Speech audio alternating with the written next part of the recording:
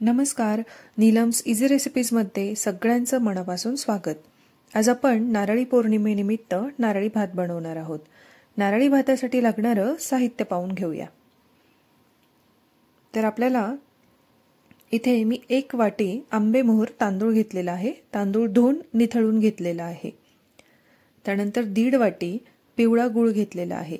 1 वाटी बारीक केलेला नारळ, थोडे काजू आणि बदाम, 5 ते 6 लवंग, वेलची पूड, 4 ते 5 चमचे साजूक तूप आणि 5 वाट्या नारळाचं दूध. चला तर मग आता नारळी भात बनवून घेऊया. नारळी भातासाठी आपण जाड बुडाचं कोणतंही भांडं घ्यायचं आहे. माझ्याकडे ह्या पॅनचं बूड चांगलं जाड आहे म्हणून मी हा पॅन वापरत आहे. आणि जर आपल्याकडे जाड बुडाचं भांडं नसेल तर आपण एखाद्या तव्यावर हे भांडं ठेवून आणि मग त्या भांड्यात नारळी भात बनवू शकतो. आता 5 ते 6 चमचे तूप घालून घेऊ आणि तूप थोडं गरम होऊ द्यायचं आहे.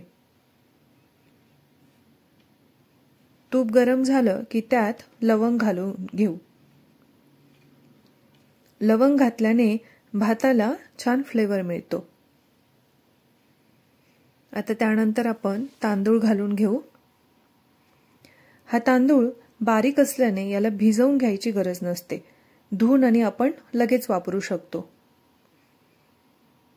आणि मी इथे आंबेमोहर तांदूळ जरी घेतलेला असला तरी तुम्ही इतर कोणताही तांदूळ वापरू शकतात.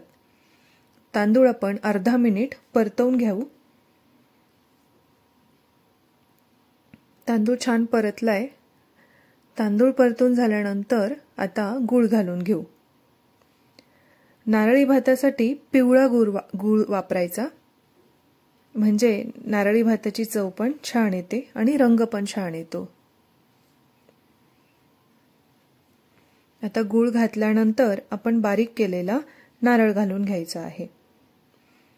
जेवढा तांदूळ असेल ना तेवढा नारळ घातला की नारळी भाताला खूप उत्तम चव येते. आता यानंतर आपण वेलची पूड घालून घेऊ. मिक्स करून घेऊ छान. आणि आता नारळाचं दूध घालून घेऊ. मी हा नारळी भात नारळाच्या दुधातच शिजवून घेत आहे.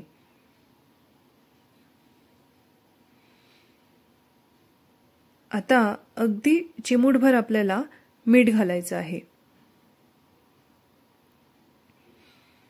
हे सगळं छान मिक्स करून आणि झाकण ठेवून घ्यायचं आहे. झाकण ठेवून आपण हा भात शिजू देऊ. आता आपला भात शिजतो तोपर्यंत आपण काजू आणि बदाम तुपामध्ये तळून घेणार आहोत.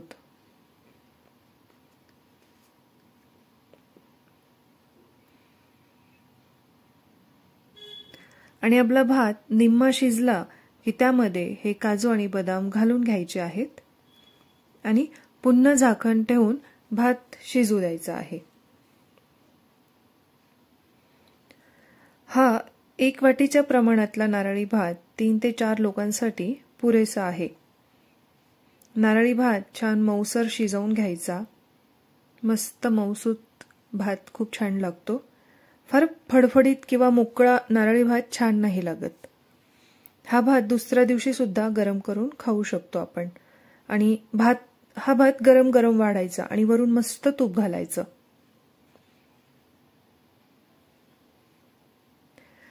नारळी भात शिजण्यासाठी आपल्याला 20 ते 25 मिनिटांचा वेळ लागलेला आहे.